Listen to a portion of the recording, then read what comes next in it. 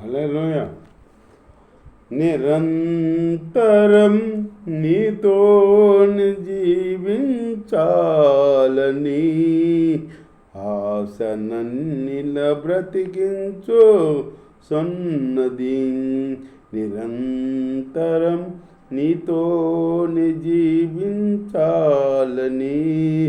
ఆశనన్నిల బ్రతికించు సున్నది.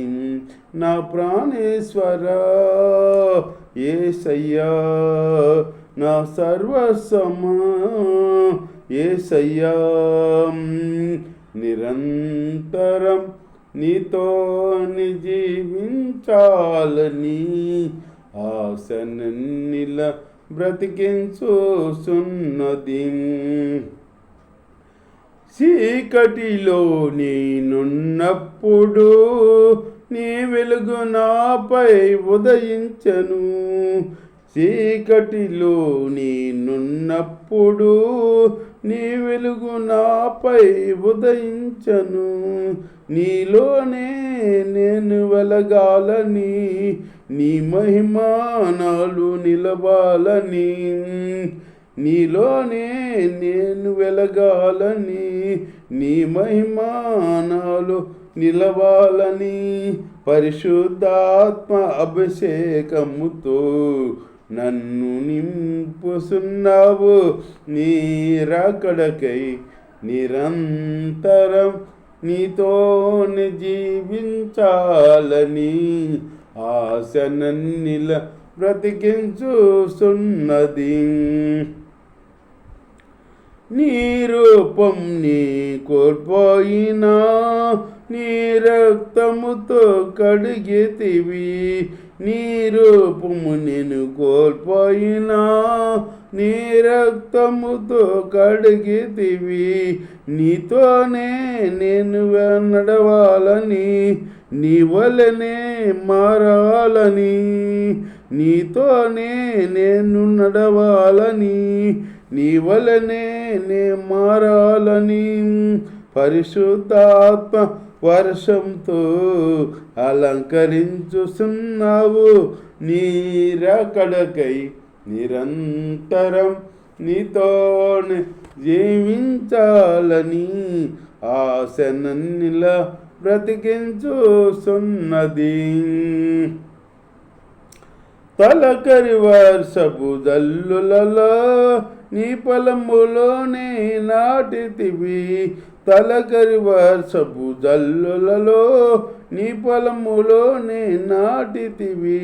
నీలోనే సిగరించాలని, నీలోనే పుష్పించాలని, నీలోనే సిగరించాలని, నీలోనే పుష్పించాలని పరిశుద్ధాత్మ వర్షముతో సిద్ధపరుచుచున్నావు. నీ రాకడకై నిరంతరం నీతోని జీవించాలని ఆశనన్నిల బ్రతికించుచున్నది. నిరంతరం నీతోని జీవించాలని ఆశనన్నిల బ్రతికించుచున్నది.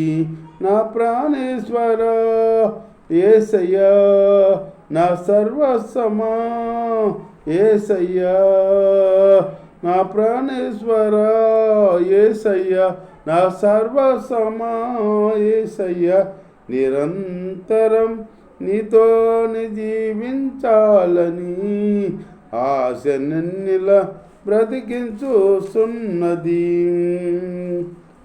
హల్లెలూయా. దేవుని స్తోత్రం. మీ అందరికీ దేవుని మాటలు ఇందాం కూసేపు శ్రద్ధ అందాం. దేవుడు అబ్రాముని పిలిచాడు. అబ్రాముని పిలిచాడన్నమాట. పిలిచి నువ్వు నేను చూపించి దేశానికి రమ్మన్నాడు. నీ తండ్రి ఇంటిని, నీ బంధువుల్ని, నీ అయిన వాళ్ళందరినీ విడిచిపెట్టి నేను చూపెట్టి దేశానికి రమ్మన్నాడనమాట. దేవుడు రమ్మనేటప్పటికి అబ్రాము ఇక ఎక్కడికి అని అడగకుండా అడగల, దేవుడు చెప్పలా, ఈయన అడగకుండా దేవుడు చెప్పిన ప్రకారం బయలుదేరాడు. అబ్రాము బయలుదేరాడనమాట. అబ్రాము కలిగిన సమస్తమును, తన భార్యను, తనతో కూడనున్న లోతును వెంట పెట్టుకుని ఐగుప్తిలో నుండి నెగేబునకు వెళ్ళెను. అబ్రాము వెండి బంగారం అంటే దేవుడు చెప్పినట్టు వెళ్ళాడనమాట. దేవుడు చెప్పినట్టు అబ్రాము వెళ్ళాడనమాట. వెళ్ళి దేవుడు మాట విన్నాడు కాబట్టి దేవుడు అబ్రాముని దీవించాడనమాట. దేవుడి స్తోత్రం, దీవించాడనమాట. దీవిస్తే అబ్రాముకి వెండి బంగారం పశువులు కలిగి బహు ధనవంతుడై ఉండెను. అతడు ప్రయాణము చేస్తూ దక్షిణము నుండి బేతేలు వరకు, అనగా బేతేలుకును హాయికిని మధ్య తన గుడారము మొదట ఉండిన స్థలం వరకు వెళ్ళి, అంటే అబ్రాము ఎంత ఆస్తి ఉన్నా కానీ, దేవుడు ఎంత ఆస్తి ఇచ్చినా కానీ గుడారంలోనే ఉన్నాడంట. గుడారం వేసుకుని ఎక్కడికి వెళ్ళినా గుడారం వేసేవాడంట. మళ్ళీ అక్కడి నుంచి ఎక్కడికన్నా వెళ్ళమంటే దేవుడు అక్కడికి వెళ్ళేవాడంట. గుడారం తీసేసి మళ్ళీ అక్కడికి వెళ్ళి అక్కడ గుడారం వేసుకున్నాడు. గుడారం వేసేవాడంట. ఇప్పుడు మనం చూడు ఇల్లు కట్టుకుంటున్నాం మనం శాశ్వతంగా. అప్పుడు మన పితృడైన అబ్రాము గుడారమే వేసేవాడంట. మనం గుడారం వేసుకోవాలి. ఏంటంటే మనం ఈ లోకం మనం శాశ్వతం కాదు, మనకే శాశ్వత రాజ్యం అక్కడ ఉందన్నమాట. పునాదులు కలిగి పట్టణం అక్కడ ఉంది. దేనికి నీ శిల్పియో నిర్మాణకుడు ఆ పట్టణం కొరకంటే కనిపెట్టాడంట అబ్రాము. ఉంది ఇందుచు బైబిల్లో ఉంది. అప్పుడు అబ్రాము పశువుల కాపర్లకు, లోతు పశువుల కాపర్లకు కలహం పుట్టాను. అబ్రాము పశువుల కాపర్లకు, లోతు పశువుల కాపర్లకు కలహం వచ్చిందంట. గొడవ వచ్చింది. గొడవ వస్తే ఆ కాలమందు కానానీయులు పెర్జీలు వీళ్ళు ఆ దేశంలో కాపురం ఉండేది. కాబట్టి అబ్రాము మనం బంధువులము కనుక నీకును నా పశువుల కాపర్లకు నీ పశువుల కాపర్లకు కలహం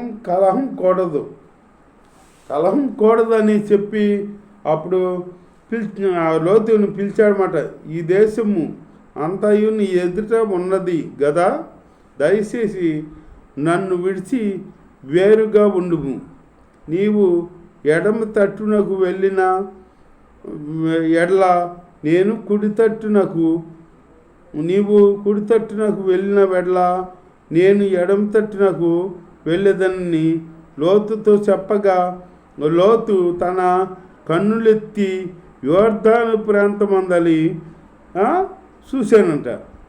యెహోవా సొదొమ గొమొర్రా అను పట్టణములను నాశనము చేయకమునుపు సోయారు వచ్చు వరకు అదంతయు యెహోవా తోటవలెను, ఐగుప్తి దేశం వలెను, నీరు పారు దేశం వలెను ఉండానంట.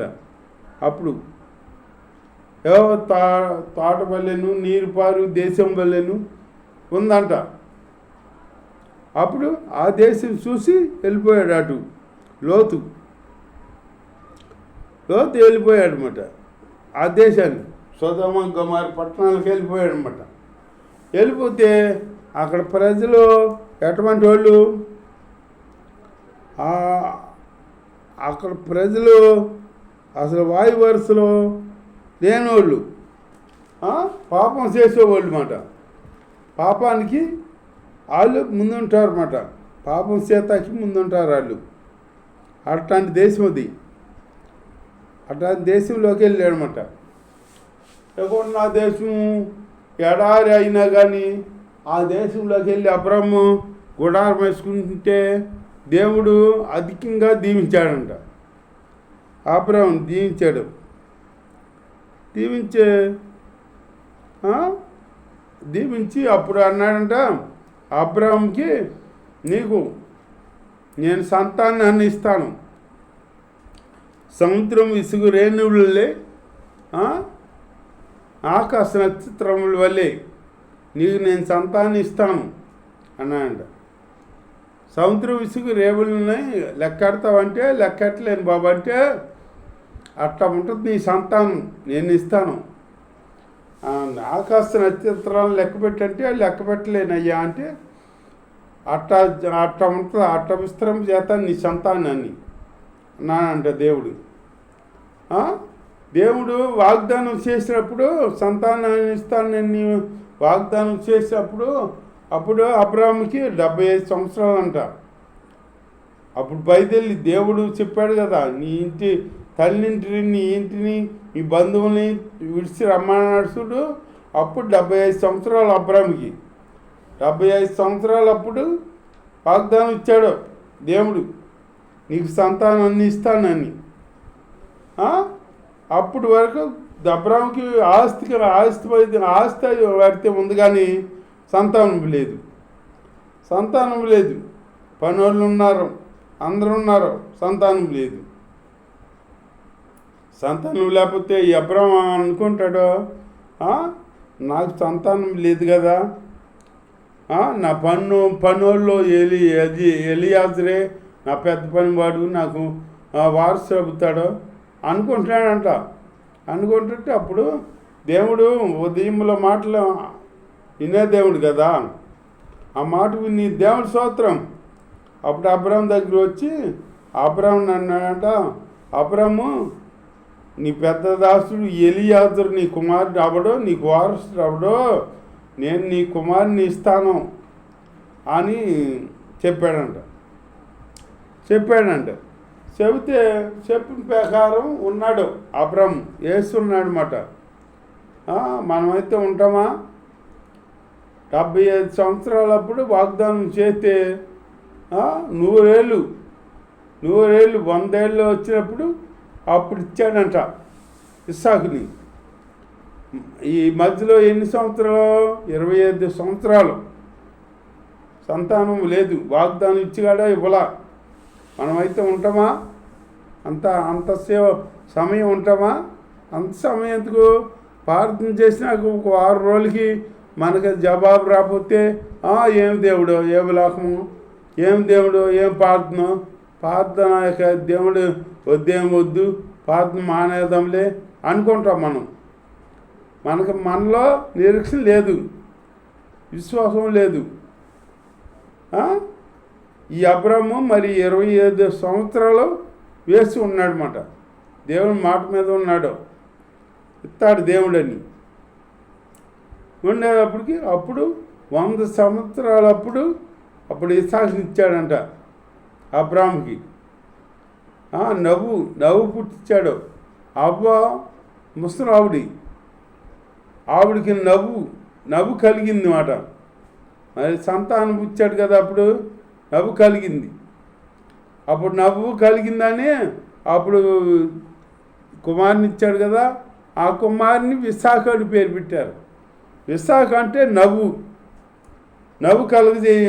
కలగజేశాడు దేవుడు, అందుకని విశాఖు అని పెట్టాడనమాట. విశాఖ అంటే నవ్వు. ఆ నవ్వు కలగజేసి దేవుడికి కొత్త జతగా ఉన్నారన్నమాట వాళ్ళు. అంత సమయం వచ్చేంతవరకు ఇవ్వలా దేవుడు.